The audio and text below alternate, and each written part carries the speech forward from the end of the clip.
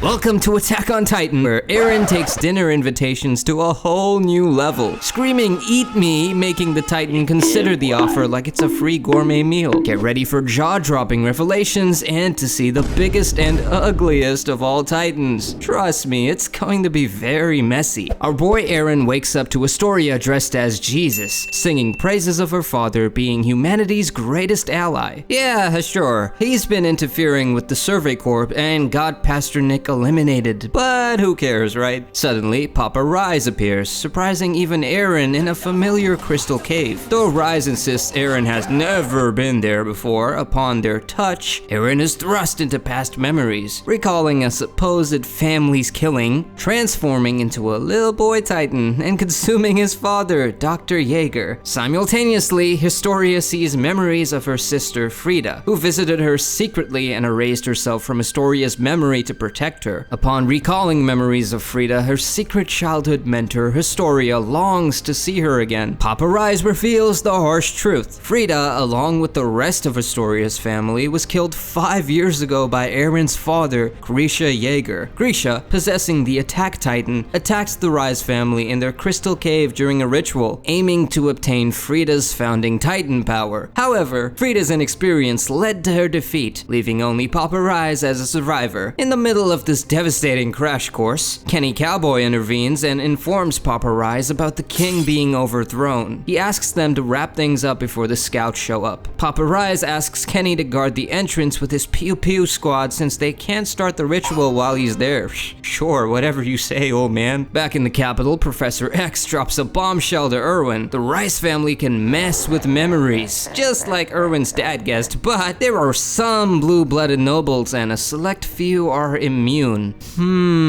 Their biggest fear? Papa Rise getting his hands on Eren's founding power, potentially making everyone forget the uprising. Erwin, wasting no time, rallies the troops for the official rescue of Beauty and the Brat. Once again. Meanwhile, Levi and his squad are plotting their own extraction plan. Mid-strategy, Hanji questions Levi on his lack of Kenny the Ripper intel, despite their shared roof in the past. Ha, not his fault, he only just learned Kenny's full name a few days ago. Yo, Ackerman, are you two related? I have no idea who that old creep is. All I know is my dad and Ackerman met my mom, an exotic foreigner. They fell in love and had me. Okay, here's a better question. You ever had a power surge awakening thing happen to you? Yes, it was crazy. Wow, Kenny and I went through the same thing. Cut to Kenny reflecting on his grandfather, telling him about the Ackerman's past as royal bodyguards immune to the founding Titan's memory manipulation, leading to their fall from grace and general unpopularity for opposing the king. And at that moment, Kenny tells his grandfather that his sister has been working at a brothel and is now pregnant, revealing Kenny is Levi's uncle. Papa Rice brings out a box containing a syringe, and Eren recognizes it to be the same kind his father used on him and starts wailing as Papa Rice gives him a bombastic side-eye. Meanwhile, Levi's squad interrupts the cave gathering with DIY smoke bombs, outsmarting the interior police by exploiting their gear's directional shooting limitation. Thanks to Hanji's strategy, Armin's keen observations, and Mikasa's whirlwind violence, just when Kenny's squad thinks it's game over for them, Kenny himself swings in, going for Levi. What follows is a spectacular ballad of Spider-Man meets ninja warfare, until Levi lands a bomb slice. However, the mood sombers as Hanji takes a hit. No!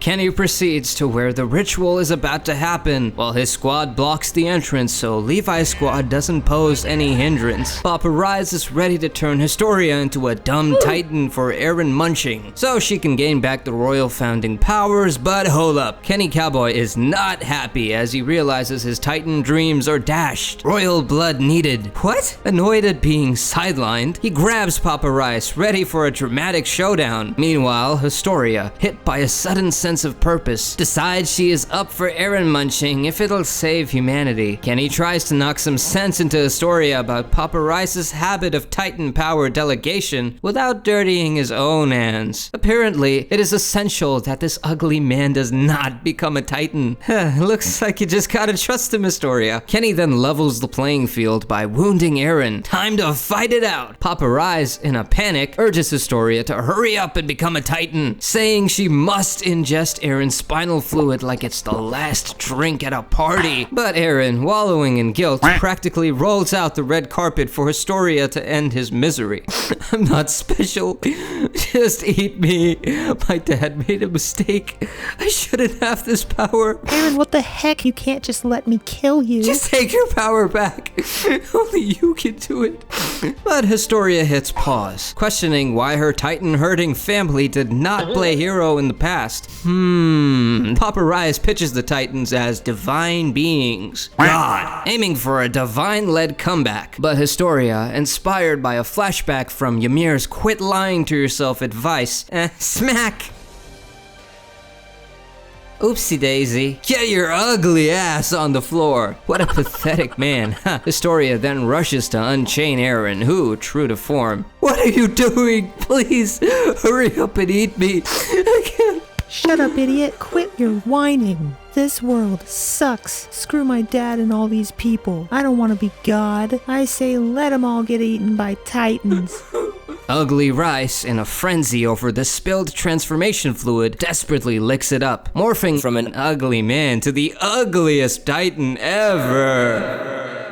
And not just any Titan, but a Colossal 2.0. Kenny makes a quick exit as the squad swoops in. Amidst Eren's melodramatics, the squad delivers a pep talk that cheers our boy up. Somewhat. Conveniently, Eren finds and consumes an armor bottle, finally able to use his new armor powers to form a protective crystal structure, turning himself into a literal piece of modern art. Levi commends Eren's skillful use of his powers, now optimistic about repairing Wall Maria with Eren's newfound ability. Armin and Moblet rescue Hanji just as the chapel and surrounding area collapse, making way for the rampaging 2.0 Colossal. Erwin and his soldiers, seeing the chaos from a distance, decide to advance. Once Eren, Historia, and the team escape the tunnels, they're stunned by the destruction and join Erwin, heading to Orvu district, which seems to be this ugly turd's target. Eren, feeling hopeless again, suggests to be eaten so they can stop Ugly Rice.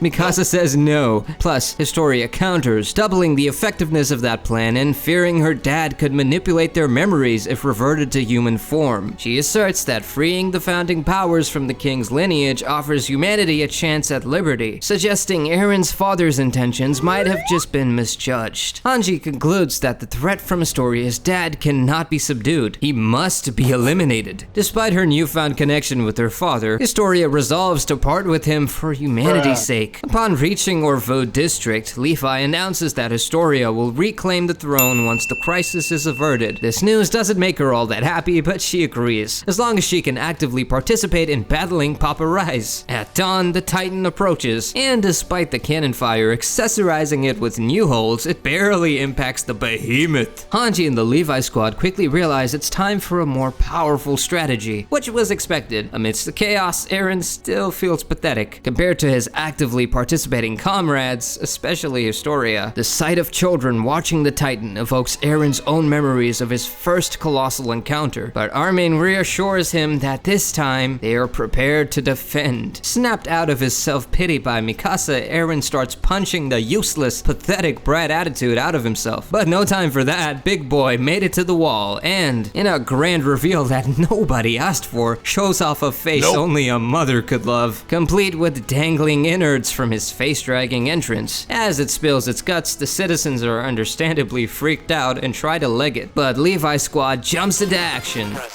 On Erwin's cue, they turn the Titan into a big bonfire, hurling gunpowder barrels that go boom on contact with its too-hot-to-handle skin. Eren, in Titan form, charges at the destabilized Titan with a sack of gunpowder barrels. Timing it perfectly, he throws the sack into the Titan's open mouth, causing a massive internal explosion. Levi and the squad then meticulously cut the scattered Titan flesh to prevent regeneration. Historia targets the biggest piece and eliminates her father, landing triumphantly triumphantly in a city cart and proclaiming herself the new badass queen to the people's acclaim. Shortly after, Kenny's life flashes before his eyes, revisiting his attempts to kill King Yuri's Titan form and his subsequent capture. Yuri's unexpected mercy and humility inspire Kenny to swear loyalty. Following his sister's death and discovering a young runt Levi, Kenny becomes an improbable protector, impacting survival and fighting skills to Levi in the underground's brutal world. As Yuri ages, he reflects on his life with Kenny, expressing a wish to be remembered fondly by his successors. Kenny learns that even after death, Yuri will live on inside the next holder, who will be Papa Rise's daughter, Frida. And when the time came, just like Yuri said, Frida became the new founder with the same look in her eyes. Wow! Could Kenny get that power? Time to find out. He builds his own squad to help him with his dream. But hold up, none of that matters now. This man is clearly dying. Oh, he's got a stolen Titan syringe. But as Levi finds him, Kenny decides to give up on his dream for power. With one last gesture of connection, Kenny reveals he is Levi's uncle. Come on! We already knew that. Tell us more about Yuri and the royal history. Oh,